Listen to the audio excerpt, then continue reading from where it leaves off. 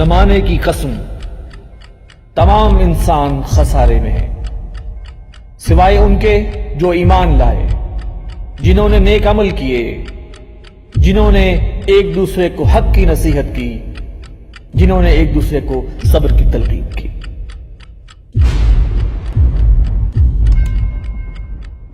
بسم اللہ الرحمن الرحیم۔ السلام علیکم ناظرین، آپ دیکھ رہے ہیں تازہ ترین خبروں پر تبصروں اور تجزیوں کا پروگرام زمانہ گواہ ہے۔ میں ہوں آپ کا میزبان وسیم احمد۔ ناظرین، جنرل راحیل شریف بطور آرمی چیف 3 سالہ ٹینیور انتہائی بہترین انداز میں مکمل کر کے ریٹائر ہوئے ہیں، اور نئے army chief general Qamar Javed Bajwa نے پاک فوج کی کمان سنبھال لی ہے۔ جنرل راحیل شریف کی کیا کیا اچیومنٹس تھیں، ان کا تذکرہ بہت ضروری ہے، اور وہ کون کون سے نامکمل کام اور چیلنجز ہیں جن سے نئے آرمی چیف کو نبرد ازمہ ہونا پڑے گا، اور کیا نئے army chief general Raheel Sharif کی لیگیسی قائم رکھ سکیں گے یا نہیں، اس کے گہرے تجزیے کی ضرورت ہے۔ دوسری طرف حکومت قومی اسمبلی میں 24ویں آئینی ترمیم لانے کی تیاریاں کر رہی ہے۔ یہ ترمیم کیا ہے اور اس خاص پوائنٹ آف ٹائم پہ کیوں پیش کی جا رہی ہے، اس پر بھی گفتگو کریں گے۔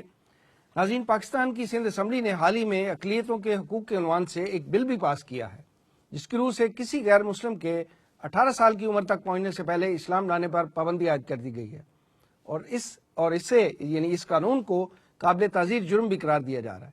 ناظرین، کتنی افسوسناک بات ہے کہ جس دھرتی پر 17 سالہ مسلمان سپہ سالار محمد بن قاسم اسلام لے کر آیا تھا، اس دھرتی پر اسلام قبول کرنے کے لیے کم از کم 18 سال کا ہونا لازم قرار دیا جا رہا ہے۔ اسی طرح انڈیا میں اپنے حصے کی شمع جلانے والے معروف مبلغ اسلام ڈاکٹر ذاکر نائک اور ان کی آرگنائزیشن پر پابندیاں لگائی جا رہی ہیں۔ ڈاکٹر ذاکر نائک کو کس جرم کی سزا دی جا رہی ہے، آج کے پروگرام میں اس موضوع پر بھی بات ہوگی۔ آئیے پروگرام کا آغاز کرتے ہیں۔ اسٹوڈیو میں میرے ساتھ تشریف فرما ہے محترم جناب مرزا ایوب بیگ صاحب۔ ٹیلی فون لائن پر ہمیں جوائن کریں گے معروف دفاعی تجزیہ نگار کرنل ریٹائرڈ زیڈ آئی فاروق صاحب، اور کراچی سے معروف عالم دین جناب مفتی منیب الرحمان صاحب، اور لاہور سے ہمیں جوائن کریں گے مرکزی انجمن خدام القرآن لاہور کے ناظم اعلیٰ ڈاکٹر عارف رشید صاحب، اور انجمن خدام القرآن کے ہی میڈیا انچارج جناب آصف حمید صاحب۔ آئیے پروگرام کا آغاز کرتے ہیں۔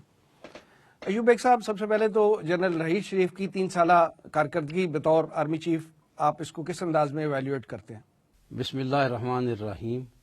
وسیم صاحب، اگرچہ ماضی میں فوجی جرنیلوں نے پاکستان کو ناقابل تلافی نقصان پہنچایا ہے، میں سارے فوجی جرنیلوں کی بات نہیں کرتا، اگر صرف ان کو شمار کر لیجئے جنہوں نے پاکستان کی سیاسی حکومتوں کا تختہ الٹ کر مارشل لا لگائے، تو صرف ان کو شمار کر لیجئے تو بہت تاریک صورتحال ہمارے سامنے آتی ہے۔ مثلا ایوب خان جو خود ساختہ فیلڈ مارشل تھے، انہوں نے اگرچہ صنعت کے حوالے سے پاکستان میں کچھ کام کیا کہ صنعتیں وغیرہ لگی، لیکن یقین کیجئے کہ مشرقی پاکستان کی علیحدگی اور بنگلہ دیش کے بننے میں انہوں نے اس کی بنیاد رکھی تھی۔ یہ بیج اصل میں انہوں نے ہی بویا تھا۔ پھر یحییٰ خان نے تو یحییٰ خان کی شخصیت کے بارے میں کیا عرض کروں، وہ ساری دنیا جانتی ہے، میں اس پر زیادہ بات نہیں کرنا چاہتا۔ ان کے وہ اس طرح کی محفلیں اور ان کا جو معاملہ تھا، میں اس پر زیادہ بات ہی نہیں کرنا چاہتا، خاصا وہ خوفناک پہلو ہے ہماری تاریخ کا۔ اس کے بعد جنرل ضیاء الحق آئے۔ جنرل ضیاء الحق کا ایک اسلامی امیج تھا، لیکن میں سمجھتا ہوں کہ انہوں نے اسلام کو بھی نقصان پہنچایا۔ وہ ایسے اسلام کے ارد گرد رہے جو ان کی کرسی کو کسی قسم کا نقصان نہ پہنچائے۔ اور پھر سب سے بڑی بات کہ ایم کیو ایم انہی کے دور میں اس نے اصلاً جنم لیا، اور اس کے بعد آ گئے پرویز مشرف، اور یہ پرویز مشرف جو ہیں ان کے بارے میں بات کرتے ہوئے گھن آتی ہے، اس لیے خاص طور پر کہ جس طرح انہوں نے ہمارے ہمسائیگی میں ایک اسلامی ریاست کو تہ و بالا کیا، تباہ و برباد کیا، مسلمانوں کے بستیوں کو تباہ کر دیا، ہلاک ہو گئے مسلمان۔ یہ سب کچھ امریکہ نے پرویز مشرف کی سہولت سے اور ان کی مدد سے ہی ایسا کیا۔ تو یہ سب کچھ تو ہیں سیاہ کارنامے ہمارے سابقہ فوجی جرنیلوں کے، لیکن میں یقین سے کہہ سکتا ہوں کہ راحیل شریف نے جو کارکردگی دکھائی ہے، ان کا نام جو ہے وہ انشاءاللہ آرمی چیف کی حیثیت سے تاریخ میں سنہری حروف میں لکھا جائے گا۔ 3 سال میں انہوں نے بہت سے کارنامے سر انجام دیے، لیکن میں یہاں صرف 2 کا ذکر کروں گا۔ ایک تو دہشت گردی کے حوالے سے ہے، یوں تو انہوں نے سارے ملک میں آپریشن کیا، لیکن خاص طور پر کراچی کا معاملہ جو ہے، جو میں یہ سمجھتا ہوں کہ بہت بگڑ چکا تھا، اللہ تعالیٰ کے فضل و کرم سے اللہ تعالیٰ نے ان کو یہ سعادت ان کو ملی اللہ ہی کے فضل سے کہ انہوں نے کراچی کے معاملے میں پاکستان کو ایک بہت بڑے حادثے سے بچا لیا۔ دیکھیے، کراچی کے معاملات پر نوٹ کیجئے کہ پچھلے 35 بلکہ اگر ایگزیکٹ بات کروں تو 37 سال سے انڈیا، یو ایس اے امریکہ، برطانیہ اور اسرائیل ایک جدوجہد کر رہے تھے، ایک محنت کر رہے تھے کراچی پر، اور اس محنت میں انہوں نے اربوں ڈالر، یہ اربوں ڈالر کا لفظ میں مبالغے سے استعمال نہیں کر رہا، میں سمجھتا ہوں ان کے اربوں ڈالر لگے ہیں، بے شمار وسائل انہوں نے لگائے ہیں، اور بے شمار انہوں نے انسانی سطح پہ کوششیں کی ہیں کہ کراچی کو پاکستان سے یا الگ کر لیا جائے یا کوئی ایسا مسئلہ بنا لیا جائے جس طرف کراچی جا رہا تھا۔ دیکھیے، جو میں نے آپ کو 37 سال پہلے کہا ہے، تو اس لیے خاص طور پر کہا ہے کہ 14 اگست 1979 کو 1979، اس کو غالباً 37 سال ہی ہو گئے، جی، الطاف حسین نے پہلی دفعہ پاکستان کا پرچم جو ہے وہ سر عام جلایا تھا 14 اگست کو، یعنی یوم پاکستان پر یا یوم آزادی پر جلایا تھا، اور اس کا یہ ایجنڈا سامنے آ گیا تھا کہ وہ دوسری جن قوتوں کا میں نے ابھی ذکر کیا ہے، ان قوتوں کے ساتھ مل کر ان کے پیرول پہ ہیں، ان کے پیرول پر ہیں، مقاصد پورے کرنے کے لیے، اور اس کو یہ ٹارگٹ دیا گیا ہے کہ وہ کراچی کو الگ کرے۔ دیکھیے، کراچی خاص طور پر اس وقت تک کہ اب بھی کراچی اصل بندرگاہ تو پاکستان کی کراچی ہے، کراچی کا پاکستان سے الگ ہونے کا مطلب یہ ہے کہ پاکستان کا سر پاکستان سے الگ ہو جائے، لہذا یہ 37 سال پہلے کوشش شروع ہوئی، اور اس میں امریکہ، انڈیا نے بہت سرمایہ خرچ کیا، اور ان کو حمایت حاصل تھی الطاف حسین کی، جس نے سن 92 میں وہ جلا وطنی اختیار کر گیا، یہاں سے چلا گیا۔ لیکن ان 3 سال بھی نہیں کہنا چاہیے، ان 2.5 سالوں میں سمجھتا ہوں جنرل راحیل شریف اور ان کی ٹیم، ظاہر ہے کوئی کام بھی اکیلا آدمی نہیں کر سکتا، ان کی ٹیم نے ان 2.5 سالوں میں ان دشمنوں کی 37 سالہ کوششوں کو ناکام بنایا۔ چلو ہم یہ نہیں کہتے کہ وہ 100% ناکام ہو گئی ہیں، لیکن آپ کہہ سکتے ہیں کہ کراچی کے حالات 70%، 80% نارمل ہوئے ہیں، آپ کہہ سکتے ہیں، اور یہ 70%، 80% اسی ٹیم نے، جس کی قیادت راحیل شریف کر رہے تھے، یعنی بعض ریاستوں کی، ان کی اتنی بڑے سرمایہ کی ہونے کے باوجود، اور میں یہاں یہ بات بھی واضح کر دوں کہ انہیں کسی حد تک تو مرکز کی بھی کوئی ایسی حمایت حاصل نہ تھی، کوئی کھلی حمایت، لیکن صوبائی حکومت نے تو کھلا مخالفت کی ان کے سارے عمل کی، یعنی اپنی حکومتوں کی حمایت بھی حاصل نہ تھی، دوسری حکومتوں کا مقابلہ تھا، اس کے باوجود آج دیکھیے کہ آج وہ وقت آ گیا ہے۔ ایک وقت تھا کہ ایک بچہ اگر بس کے نیچے آ جاتا تھا اور الطاف حسین اشارہ کرتا تھا، سارا کراچی بند ہو جاتا تھا۔ اوورال بہتری آئی ہے کراچی کے حالات میں، بہت معاشی سطح پہ ہوں، معاشرتی سطح پہ ہوں، جو بھی ہے اوورال ایک بہت پازیٹیو چینج ہے۔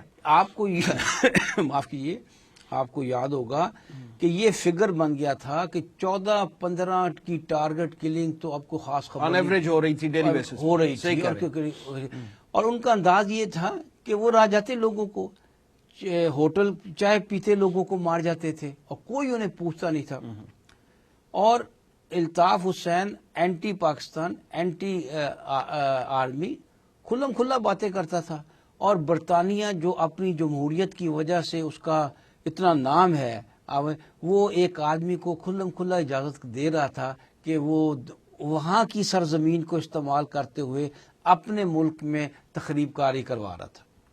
یہ تو اللہ کا فضل ہوا کہ جب وہ بالکل کارنر ہوا تو اس کی اصلیت سامنے آ گئی، اور اس نے پاکستان مرد آباد کے نعرے لگوائے۔ جب اس نے پاکستان مرد آباد کے نعرے لگوائے تو اس کے بعد اس کے ساتھیوں کا بھی اس کے لیے اس کی مدد کرنا ممکن نہ رہا. آج یہ صورتحال ہے کہ الطاف حسین اس پوزیشن میں بھی نہیں ہے کہ ایک دکان بند کروا سکے.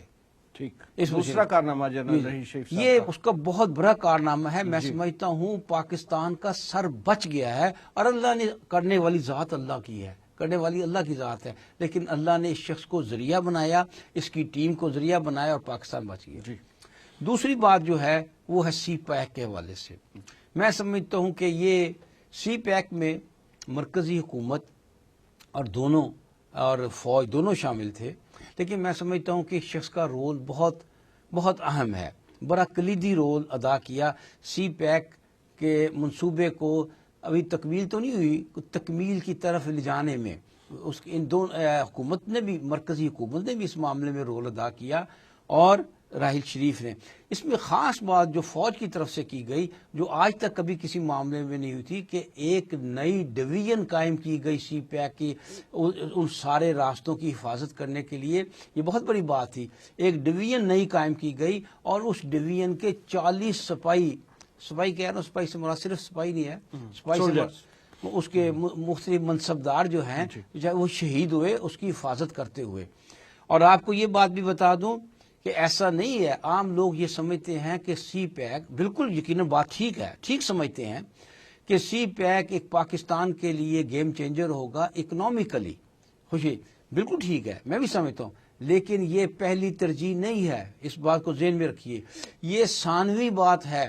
اصل میں سی پیک کی اہمیت اسٹریٹجیکل ہے، ڈیفنس کے اسٹریٹجیکل ہے، دفاعی نقطہ نظر سے ہے، دفاعی نقطہ نظر سے. اور یہ دفاعی نقطہ نظر، یہ اس میں چین کی حفاظت کا معاملہ بھی آتا ہے، پاکستان کی آٹومیٹک آ جاتا ہے. کہ جب چین نے جس وقت ساؤتھ سی میں جزیرے بنائے، مصنوعی جزیرے بنائے، تو امریکہ بری طرح مشتعل ہو گیا، اور اب وہ ہر قیمت پر انڈیا پاکستان کے ذریعے چائنا کو کرنا چاہتا تھا، اس کا محاصرہ کرنا چاہتا. تو چائنا، پاکستان حکومت، مرکزی حکومت اور رحیل شریف اینڈ کمپنی، جو بھی اس کے اپنے ساتھ ساتھی تھے، انہوں نے مل کر امریکہ سے بچنے کے لیے یہ سی پیک کے منصوبے کو بڑی تیزی سے مکمل کیا، اور پھر اس کی حفاظت کی.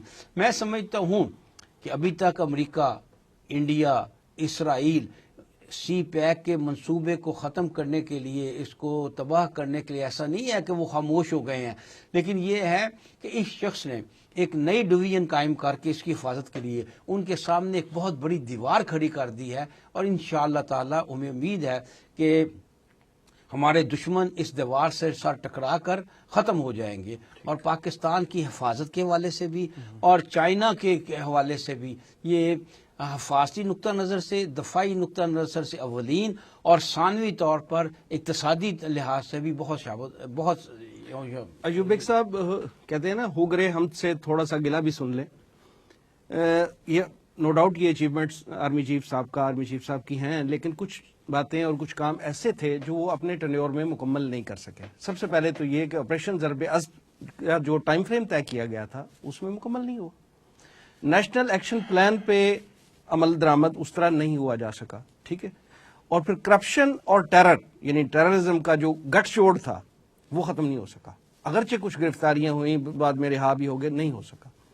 پنجاب میں کراچی طرز کا جو فوجی آپریشن آرمی چیف صاحب کرنا چاہ رہے تھے وہ نہیں ہوا. سانحہ ماڈل ٹاؤن، جس کا انہوں نے وعدہ کیا تھا کہ میں اس کے جو ذمہ دار ہیں ان کو میں کیفر کردار تک پہنچانے میں اپنا کردار ادا کروں گا، نہیں ہو سکا.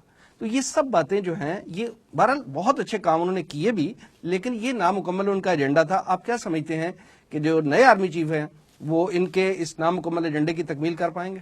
دیکھیں جی، آپ نے جو باتیں کی ہیں نا بالکل صحیح کی ہیں، لیکن آپ نے انہیں ایک شکوے کے انداز میں کی ہے. نہیں، شکوے کے نہیں، یہ نہیں، مطلب یہ کہ یہ بھی اگر اچیومنٹس ہیں تو کچھ ایسے کام بھی ہیں جو نامکمل رہے یا وہ نہیں کر سکے. یہ بات ان کے مزید کریڈٹ میں جاتی ہے، مزید کریڈٹ میں، اس لیے کہ پنجاب میں داخلے کے حوالے سے، ماڈل ٹاؤن کے معاملے میں، ایک بڑا واضح ان کا ٹکراؤ آ رہا تھا مرکزی حکومت کے ساتھ.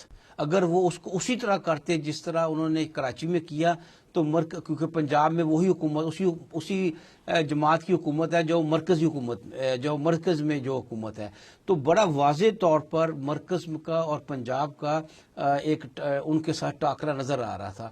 تو انہوں نے اپنے آپ کو ودرا کر کے اس حوالے سے ایک تصادم کو ہونے سے بچا لیا, وگرنہ یہ کہ سیاسی حکومت کا اور فوج کا ایک تصادم نظر آ یعنی رہا اگر تھا. وہ اپنی پوزیشن اسرٹ کرتے جی، جس جی، طرح سابقہ آرمی چیفز کرتے رہے ہیں جی، جی. تو پھر تصادم کی صورت پیدا آ جاتی تھی, جس سے انہوں نے اپنے آپ کو بچایا کسی تصادم سے. پھر یہ بھی ایک وجہ بنی کہ آپ نے دیکھا کہ کچھ عرصے سے خاص طور پر مودی سرکار کے آنے کی وجہ سے ایل او سی پر جو پوزیشن بن گئی توجہ بٹ گئی, تو ان کی توجہ بٹ گئی. اور ایل او سی پر بھی آپ دیکھیں, آپ نے میری اس طرف بات کا رخ ہوئی ہے کہ انہوں نے جس طرح انڈیا کا جواب دیا, سیاسی حکومتوں کو چھوڑے, کسی اور آرمی چیف نے را کا نام لیا تھا کبھی حکومت کو چھوڑے, سیاسی حکومت وہ تو لے سکتی نہیں, کھلے عام للکارا, کھلے عام را کو للکارا اور کھلے عام انڈیا کو للکارا بڑے زوردار انداز میں. اور وہ یہ جاتے جاتے یہ کہہ گئے کہ ہندوستان کو کیا ہے, وزیر اعظم کا نام لیا, یہ بھی شاید پروٹوکول کے خلاف ہو کہ ایک آرمی چیف دوسرے ملک کے وزیر اعظم کا نام لے رہا ہے کہ مودی تم کیا جانو کہ سرجیکل سٹرائک کیا ہوتی ہے.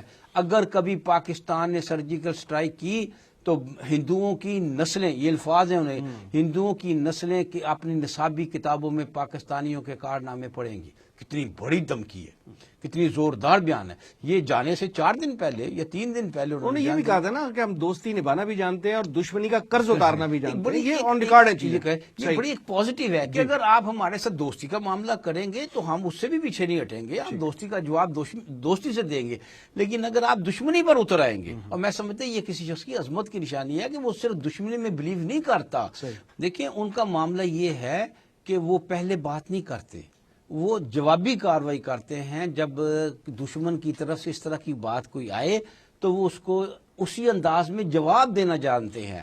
اگر کوئی دوستی کے انداز میں بات کرے تو انہوں نے کہا ہم دوستی کریں گے, اور اگر کوئی دشمنی کے جواب میں تو وہ بڑے زوردار انداز میں دشمنی کا جواب بھی دشمنی سے دیں گے. ایوب بیگ صاحب, معروف دفاعی تجزیہ نگار کرنل ریٹائرڈ زیڈ آئی فاروق صاحب ہمارے ساتھ لائن پہ ہیں, آئیے ان سے اس حوالے سے بات چیت کرتے ہیں. کرنل صاحب السلام علیکم. السلام علیکم جناب. کیسے ہیں آپ؟ الحمدللہ. کرنل صاحب, نئے آرمی چیف صاحب کی تقرری ہوئی ہے, وہ آپ کے جونیئر بھی رہے ہیں کسی زمانے میں. یہ فرمائیے کہ ان کو جو چیلنجز درپیش ہیں کیا وہ ان سے بہتر انداز میں نبرد آزما ہو سکیں گے؟ ان کو جی آپ کی آواز آ رہی ہے.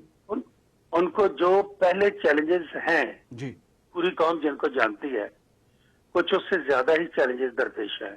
صحیح. اس لیے کہ ایک سلسلے کے ساتھ انڈیا کی طرف سے جو بڑھ رہا تھا, ایک آپ دیکھیں بارڈرز پر, اور ان کا جو رویہ ہے پاکستان کی طرف جی, وہ بڑھ رہا تھا ایک عرصے سے, اور یہ بڑھتا چلا جائے گا. جب انڈیا کا رویہ یہ بڑھتا چلا جائے گا تو صاف ظاہر ہے کہ پہلی بات یہ ہے کہ انڈیا کی طرف سے چیلنجز بڑھتے جائیں گے. دوسری بات یہ ہے کہ کمنگ ایٹ ہوم, یہاں پر آج اپنی قوم جو ہے اس میں ریئلائزیشن پائی جاتی ہے کہ ہمیں مل کر اکٹھے ہو کر اس چیز کو سٹینڈ کرنا ہے. اور اگر اس میں جیسے انہوں نے کہا, اور تھوڑا سا اس میں میڈیا کا بھی اب پازیٹیو رول کی ضرورت ہے, جیسے کہ ریکوائرمنٹ دی جا رہی ہے کہ کوئی بھی ہر چیز جو ہے وہ آن لائن نہیں ہو سکتی, ہر چیز پبلک میں نہیں بتائی جا سکتی. بہت ساری چیزیں ہیں جو یہ ایکچولی آپریشن چلتے ہی بڑے سیکرٹ ہے. ٹھیک. تو اس وجہ سے کر کے قوم کو ایک اگر صاحب مکمل طور پر یکجہتی کے ساتھ پیچھے سے اکٹھا ہونا کا یہ قوم کی ریکوائرمنٹ ہے, یہ وقت کی ریکوائرمنٹ ہے. اور آرمی چیف کے جو چیلنجز ہیں, میرا خیال ہے آپ کی پوری آرمی اس لیڈر کے ساتھ بھی پہلے سے انشاءاللہ اگر پہلے سے بہتر نہیں تو پہلے کی طرح اس کو وتھسٹینڈ کرے گی. ٹھیک ہے. کرنل صاحب, آپ کی ملاقات ڈیفینیٹلی ان سے ہوئی ہوگی کیونکہ آپ ان کے یونٹ میٹ رہے ہیں, تو اولڈ یونٹ میٹس کے ساتھ جو ہے ایک روایت ہے آرمی کی کہ ان سے ملاقاتیں ہوتی ہیں, اور پھر چینج آف کمانڈ کی جو تقریب ہوئی ہے آپ اس میں بھی موجود تھے. یہ فرمائیے کہ انتھوزیزم ان کا کیسا ہے اس حوالے سے؟ وہ بیسیکلی میں ان کو بچپن سے جانتا ہوں, میرے پاس ساتھ جب 22 سے 30-35 سال پہلے میرے ساتھ تھے. ٹھیک. وہ انتہائی سیریس آدمی ہے، ہر چیز کو جو چیلنج ہے اس کو انتہائی سیریسلی لیتے ہیں اور خاموشی کے ساتھ ٹھنڈے دل سے اس پر غور کر کے ایک ایسا فیصلہ کرتے ہیں جس میں کوئی کمی بیشی نہیں ہوتی. ٹھیک. انتہائی خوبصورت فیصلے. جب میں نے ان کو بچپن شروع سے دیکھا، اس کے بعد ابھی بھی جو ملاقات ہوئی ہے تو جذبات جو ہے خوشی کے جذبات سے زیادہ چیلنج کے جذبات کا سامنا تھا. میری ان سے 2-3 ملاقاتیں ہوئی ہیں 2-3 دنوں میں. ٹھیک. اور اس میں بھی ہمارا یہی تھا، جو بات ہوئی ان سے وہ یہی تھی کہ انشاءاللہ everything will be taken care of. جس طرح کے قوم کی ریکوائرمنٹ ہے مجھے تو بہت امید ہے اللہ تعالیٰ کے فضل و کرم سے. اب جو کیا سارائیاں لوگ کرتے ہیں اور جو شروع کر دیتے ہیں، بحث شروع کر دیتے ہیں ایک طرح کی، اس سے تھوڑا اجتناب کرنے کی ضرورت ہے. اس سے کچھ فائدہ نہیں ہوتا. ہر آدمی سمجھتا ہے کہ وہ سب کچھ جانتا ہے لیکن جانتا کچھ بھی نہیں ہوتا.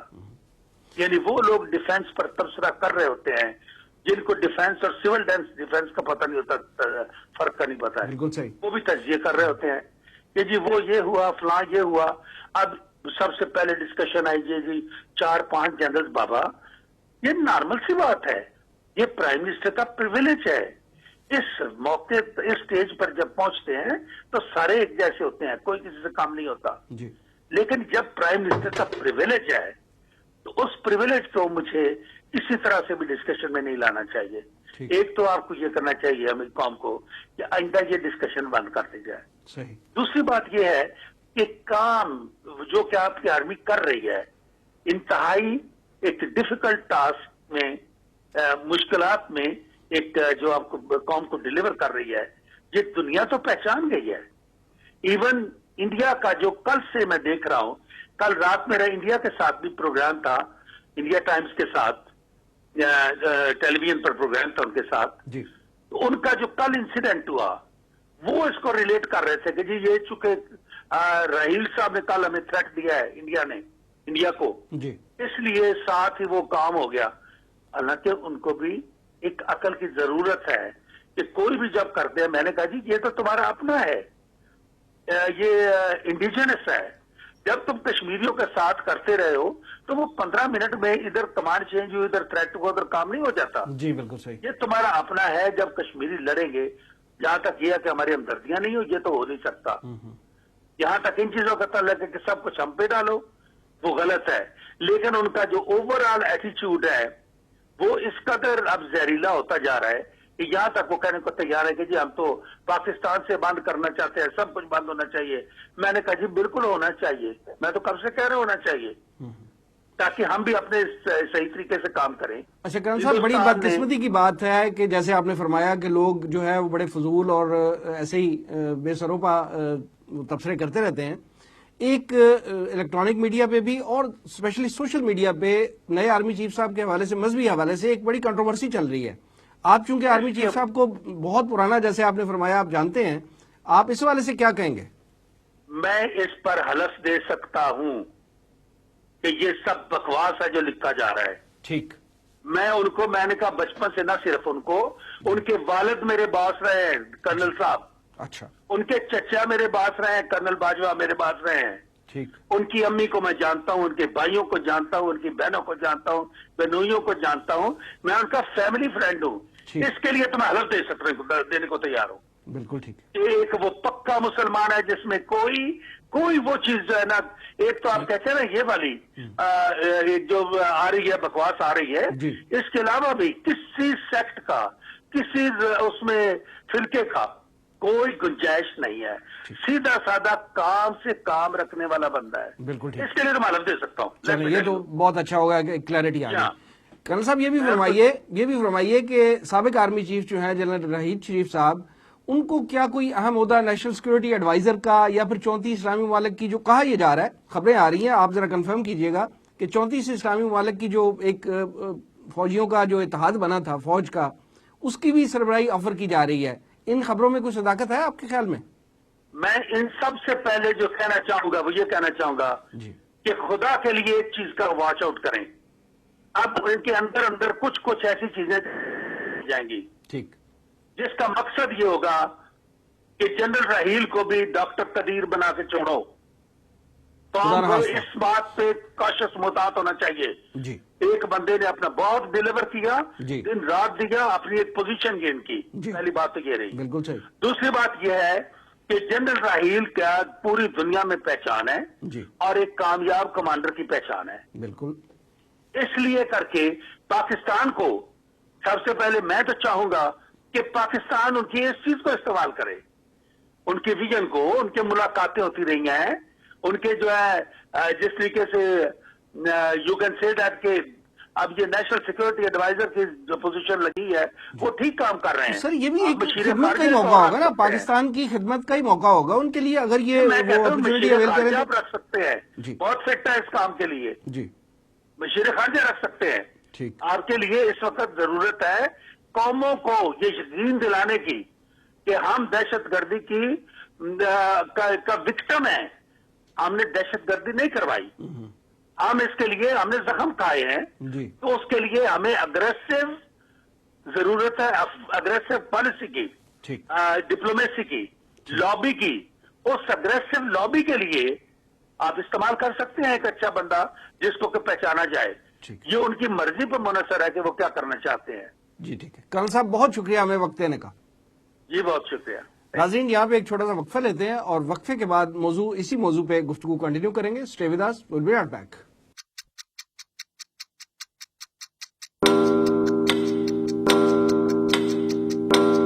जमाना गवाह है,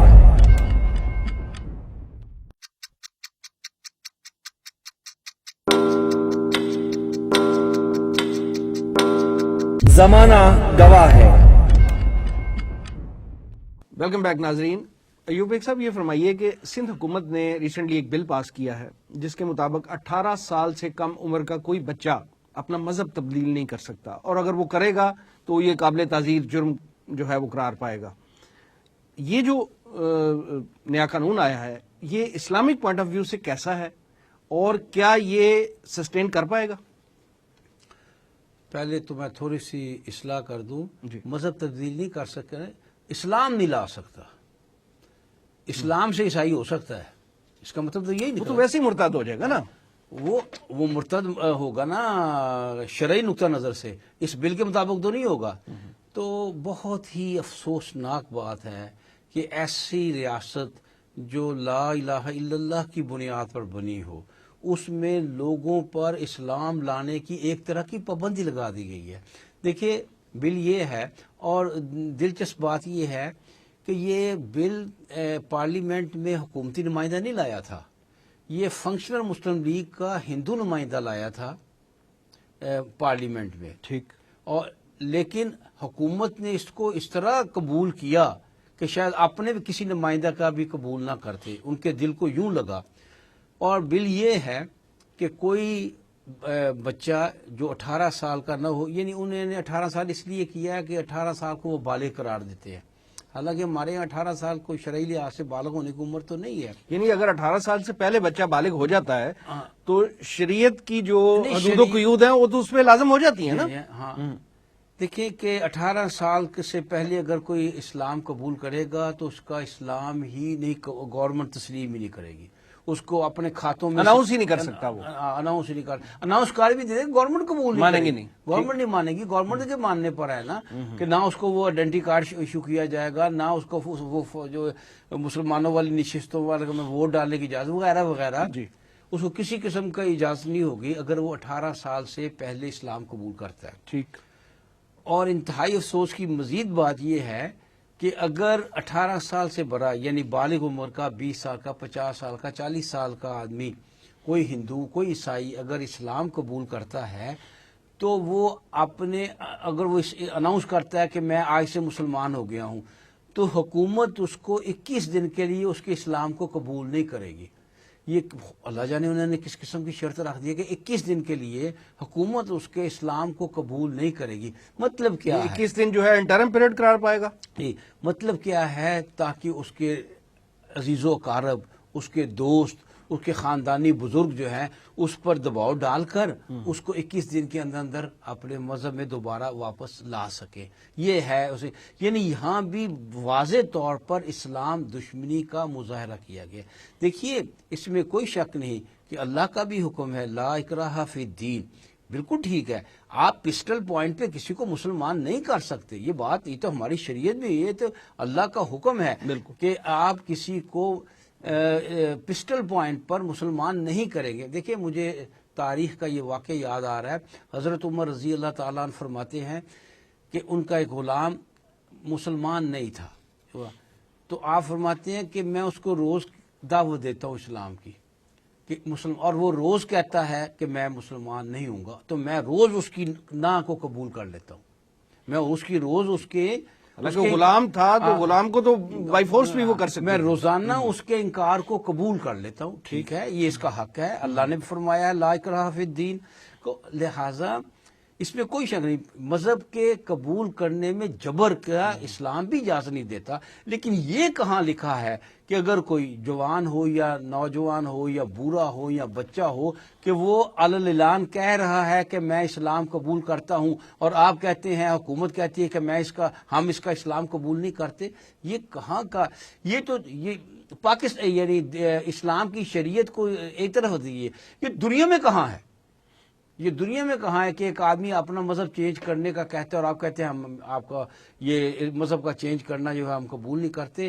یہ دراصل ہماری غلامی کی نشانی ہے کہ ہم اس درجے دوسروں کے غلام ہو چکے ہیں کہ ہم جسے کہتے ہیں ہر حد کو جو کراس کر رہے ہیں. ایوب بیگ صاحب ٹیلی فون لائن پہ ہمارے ساتھ مفتی منیب الرحمان صاحب معروف عالم دین ٹیلی فون لائن پہ ہیں، آئیے ان سے اس حوالے سے بات کرتے ہیں.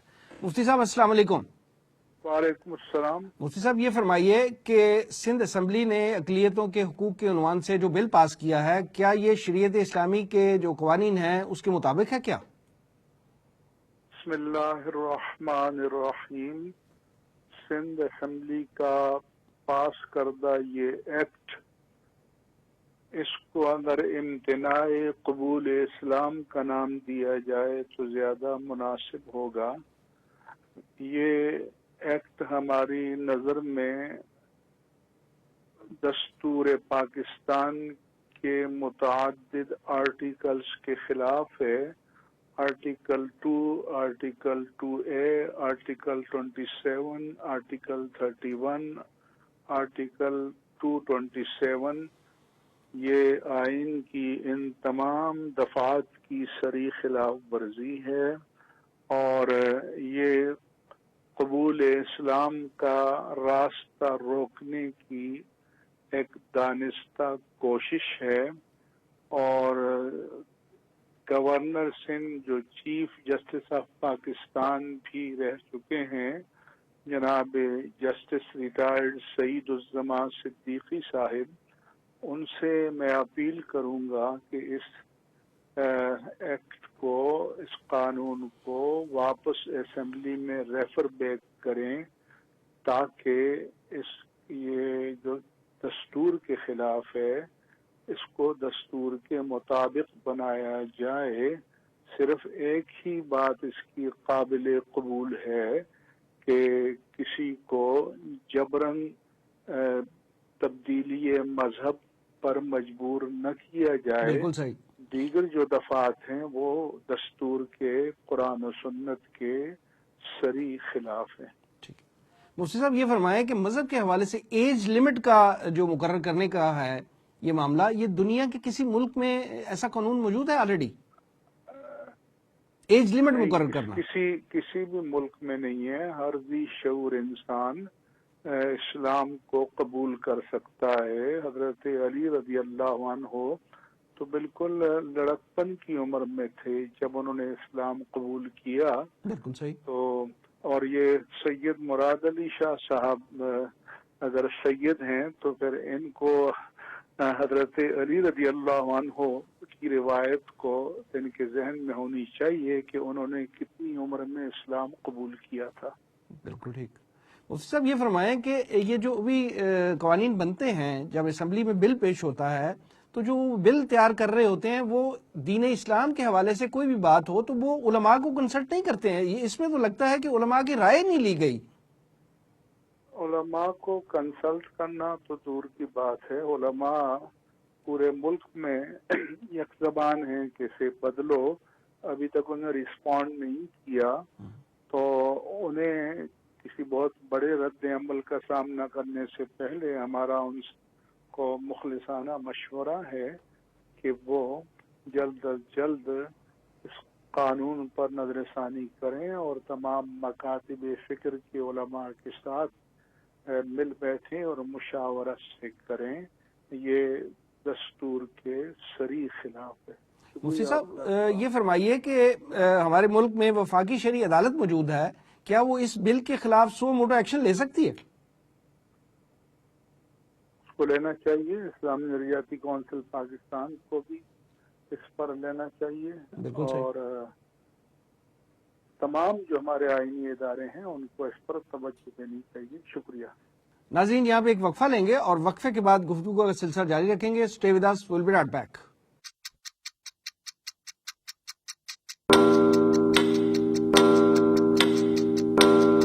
زمانہ گواہ ہے.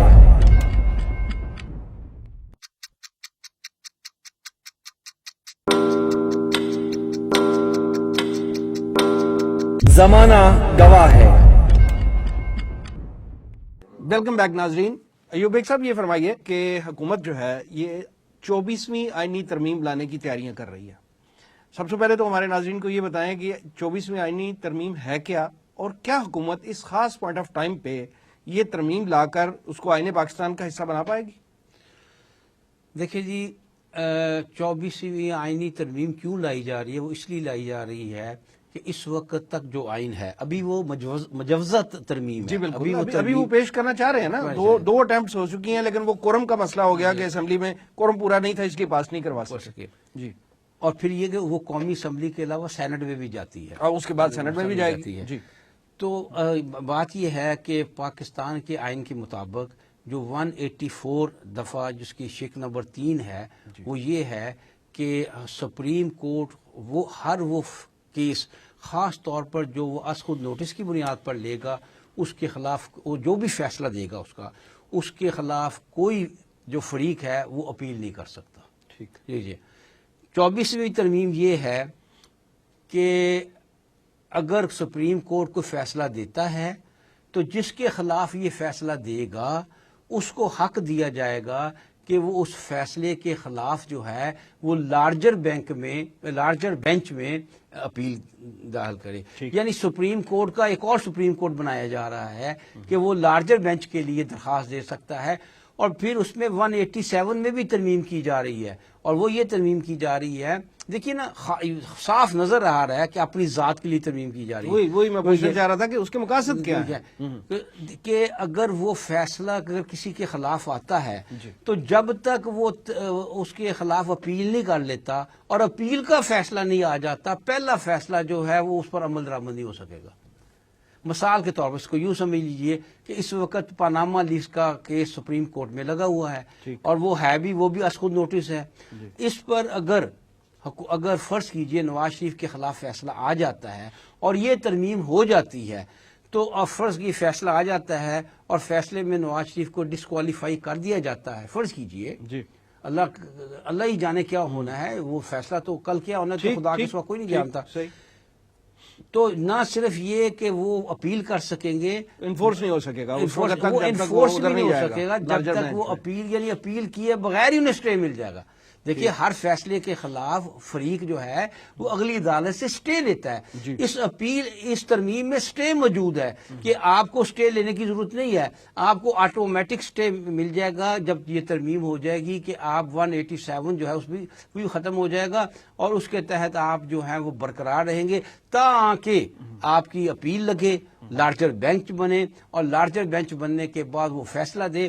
اور یہاں یہ ایک بات یہ بھی نوٹ کر لیجئے کہ کیونکہ چیف جسٹس آف پاکستان 30 دسمبر کو ریٹائر ہو رہے ہیں، اگر فرض کیجئے اس کے پاناما کیس کا فیصلہ نہیں ہوتا اور وہ اپیل ہو جاتی ہے تو یہ بینچ خود بہت ٹوٹ جائے گا.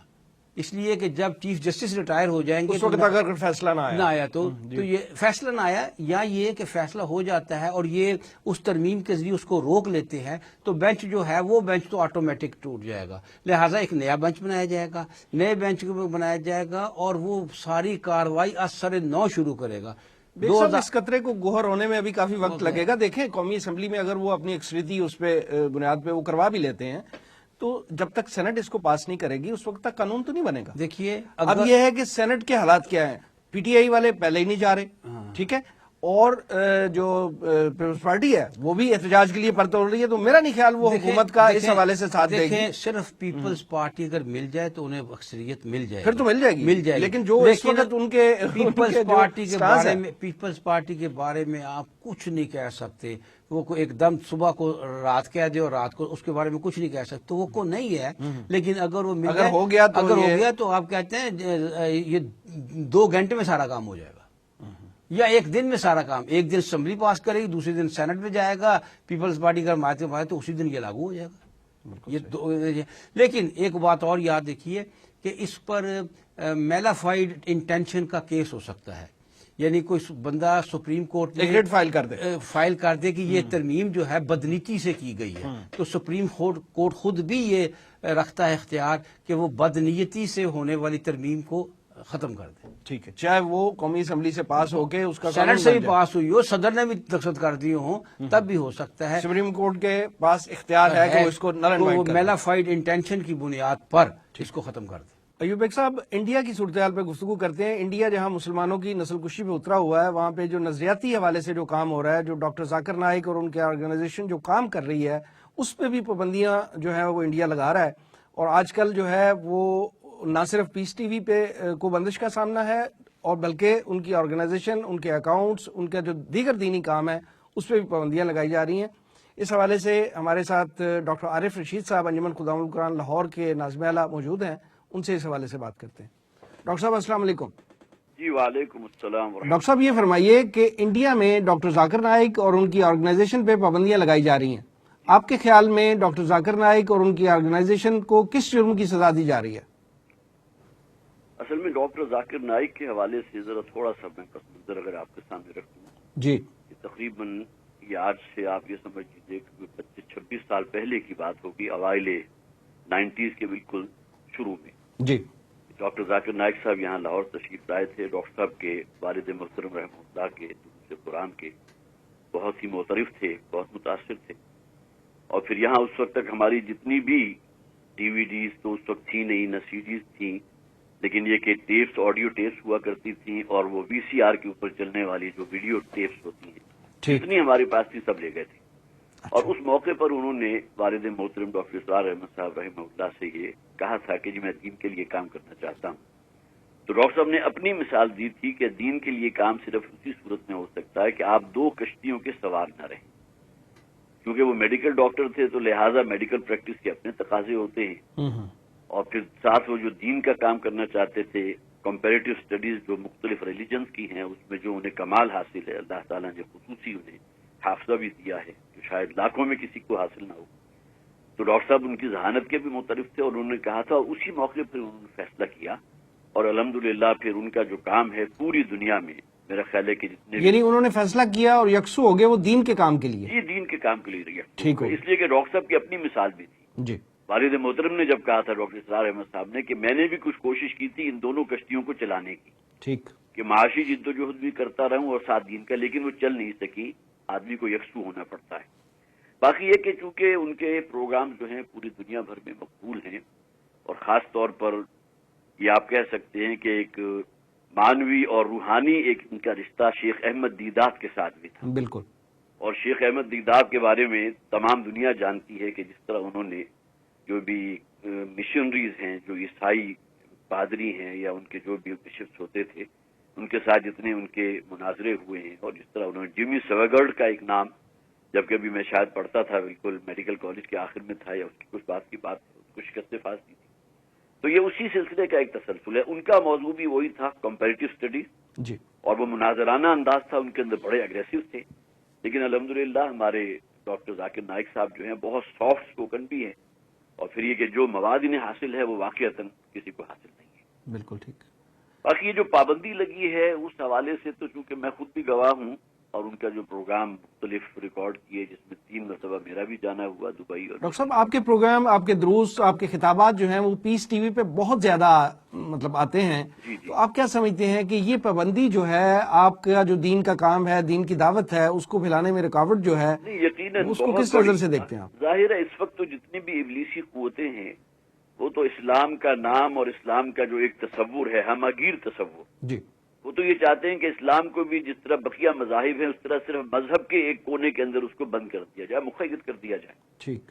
تو یہ جو معاملہ ہے اس حوالے سے تو یقیناً بہت ہی، یہ بالکل مجھے یاد آ رہی ہے وہ ضرب المثل ہمارے ہاں جو مشہور ہے، خوئے بدرا بہانہ بسیار. بالکل صحیح. کوئی شخص کوئی کام کرنا چاہتا ہے تو اس کے لیے صرف بہانے ڈھونڈتا ہے. اب یہ بنگلہ دیش میں کوئی دھماکے ہوئے تھے، اس کو جو ہے وہ ایک آڑ بنا کر، اس لیے کہ جو لوگ پکڑے گئے ان کے اوپر صرف یہ الزام تھا کہ وہ ڈاکٹر ذاکر نائک صاحب کے لیکچر سنا کرتے تھے، صرف سامع تھے. جی. لیکن اس کی بنیاد کے جیسے ٹی وی پہ کوئی اور پروگرام بھی دیکھ رہا ہے تو ڈاکٹر ذاکر نائک کے بھی وہ دیکھتے ہوں گے، تو یہ ان پہ الزام لگ گیا. یہ ان کے اوپر الزام لگ گیا اور اس کی آڑ میں انہوں نے پھر جو چاہتے تھے وہ کیا. لیکن مجھے امید ہے انشاءاللہ اللہ تعالیٰ جو ہے اس حق کی صدا جو بلند ہو رہی ہے وہ انشاءاللہ جاری رہے گی. اور یہ جو بھی قوتیں اس کے آڑے آ رہی ہیں، اور میں اسے ابلیسی قوت ہی کہوں گا، ظاہر ہے اسلام کی جو حقانیت والا رستہ ہے اس کے رستے میں رکاوٹیں پیدا کرنے والی تو وہی قوتیں ہوتی ہیں. تو انشاءاللہ ان کو جو ہے وہ شکست فاش ہوگی. ٹھیک ہے. اور انشاءاللہ یہ پیس ٹی وی جو ہے ہی امن کے نام پر دہشت گردی کا، جیسا کہ ڈاکٹر ذاکر نائک نے خود کہا تھا کہ میرے کسی لیکچر کے اندر اگر آپ مجھے کوئی ایک جملہ بھی دکھا دیں جس میں دہشت گردی کی کوئی جو ہے ترغیب دی گئی ہو یا حوصلہ افزائی کی گئی ہو تو میں اپنا سارا کام چھوڑ دوں. انہیں اتنا کانفیڈنس، یعنی اتنا کھلا چیلنج دیا تھا انہوں نے، اپنے زبان سے ایک ایک لفظ جو انہوں نے نکالا اتنا کانفیڈنس. ٹھیک. اور ظاہر ہے وہ پیش نہیں کر سکے. تو انشاءاللہ یہ جو ہے آواز زندہ رہے گی اور چلے گی انشاءاللہ. ڈاکٹر صاحب ہماری دعا ہے کہ آپ کے جو الفاظ ہیں اللہ تعالیٰ اس میں برکت ڈالے اور ایسا ہی ہو جیسا آپ فرما رہے ہیں، تاکہ ہمارے ناظرین جو ہیں آپ کے دروس و خطابات جو ہیں پیس ٹی وی کے ذریعے سنتے رہے. ہمیں ٹائم دینے کا بہت شکریہ ڈاکٹر صاحب. ناظرین، اس حوالے سے تازہ ترین صورتحال جاننے کے لیے ہم مرکزی انجمن خدام القرآن کے میڈیا انچارج جناب آصف حمید صاحب سے رابطہ کریں گے اور ان سے جانیں گے کہ ڈاکٹر ذاکر نائک اور ان کی آرگنائزیشن پر پابندیوں کی لیٹسٹ صورتحال کیا ہے. آصف حمید صاحب السلام علیکم. جی وعلیکم السلام ورحمۃ اللہ. آصف صاحب یہ فرمائیے کہ ڈاکٹر ذاکر نائک اور پیس ٹی وی کو پابندیوں کا سامنا ہے. آپ کی اگر ڈاکٹر ذاکر نائک صاحب سے بات ہوئی ہو ریسنٹلی کہیں تو کیا لیٹسٹ صورتحال ہے؟ جی ڈاکٹر ذاکر نائک صاحب کو کال کیا تھا جی، اور ان سے ایک تو صورتحال معلوم کی تو وہ دبئی میں تھے. جی. اور ان سے یہ پوچھا گیا کہ آپ بتائیے ہمارے لیے کیا حکم ہے اگر ہم کچھ آپ کے لیے یہاں کچھ کر سکے. تو انہوں نے کہا تھا صرف میرے لیے دعا کریں. جی. اور میں یہاں پر لائرز کے ساتھ جو ہے انڈیا میں انٹیکٹ ہوں. جی. اور اس چیز کو ہم جو ہے وہ قانونی طور پر دیکھ رہے ہیں کہ ایسا کیوں ہوا. تو آصف صاحب یہ فرمائیں کہ یہ جو چینل ہے ان کا وہ تو دبئی سے آن ایئر ہوتا ہے، تو وہ ان کی پابندیوں کا اطلاق، انڈیا کی پابندیوں، حکومت کی پابندیوں کا اطلاق اس پہ کیسے ہو سکتا ہے؟ جی یہ بہت بڑا ایک جسے کہنا کہ سانحہ اس لحاظ سے ہے جی کہ یہ پیس ٹی وی کو کیونکہ پیمرا نے ایک جب سے حالات خراب ہوئے انڈیا اور پاکستان کے تو پیمرا نے بھی پابندی لگا دی تمام قسم کے انڈین چینلز پر، جو کہ ایک اچھی بات ہے. نہیں آصف صاحب، یہ تو آپ بات کر رہے ہیں، یہ تو آپ بات کر رہے ہیں پاکستان کے حوالے سے، آپ پاکستان کے حوالے سے بات کر رہے ہوں. میں پہلے انڈیا کے حوالے سے پوچھنا چاہ رہا ہوں کہ انڈیا کیسے پابندیاں لگا سکتا ہے ان پہ اگر یہ آن ایئر ہوتا ہے دبئی سے؟ تو دیکھیے پابندی سے مراد یہ ہے کہ انڈیا میں بھی اس چینل کے پاس ڈرائیونگ اپنا اس چینل کے پاس لائسنس نہیں ہے، لینڈنگ رائٹس کا لائسنس نہیں ہے، اور اسی طرح پاکستان میں بھی لینڈنگ رائٹس کا لائسنس نہیں ہے.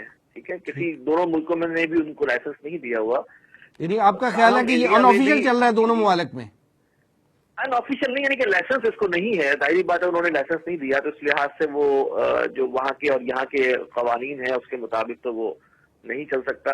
لہذا ہوا یہ کہ پاکستان اور انڈیا میں یہ ہوا، اسپیشلی پاکستان کا بتا دیتا ہوں کہ یہاں پر انہوں نے کہا کہ اوکے ہم لائسنس تو نہیں دیں گے لیکن یہ جو بھی کیبل آپریٹرز کو ٹیون کرتا ہے تو وہ چلا سکتا ہے، اس پہ کوئی انہوں نے پابندی نہیں لگائی تھی. اس لیے کہ یہ پیس ٹی وی کوئی جسے کہیں کوئی تجارتی قسم کا چینل نہیں ہے جس پہ کوئی ایڈ وغیرہ آ کے کمائی ہوتی ہو. ہاں، کمرشل چینل نہیں ہے اس کو.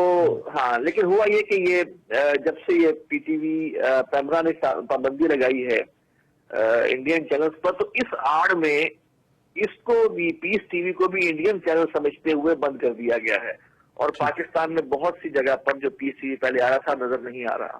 تو ہمارا کہنا ہے ان لوگوں سے جو اس معاملے میں کوئی اختیار رکھتے ہیں کہ جناب پیس ٹی وی کو کم سے کم اس سے ایگزمپٹ کیا جائے، اس لیے کہ پیس ٹی وی پہ ٹھیک ہے انڈین مدرسین آتے ہیں لیکن پاکستانی مدرسین بھی آتے ہیں، لہذا اس کو انڈین چینل نہ گردانا جائے بلکہ اس کو ایک عام مفاد عامہ کا چینل سمجھ کے اس کو کیبل آپریٹرز دوبارہ ٹیون کریں تاکہ لوگوں تک یہ بات پہنچ سکے.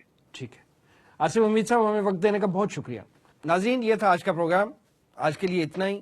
اس پروگرام کا فیڈ بیک ضرور دیجیے گا. ہمارا ایڈریس ہے media@tanzeem.org. اگلے پروگرام تک کے لیے وسیم احمد کو اجازت دیجیے. اللہ نگہبان.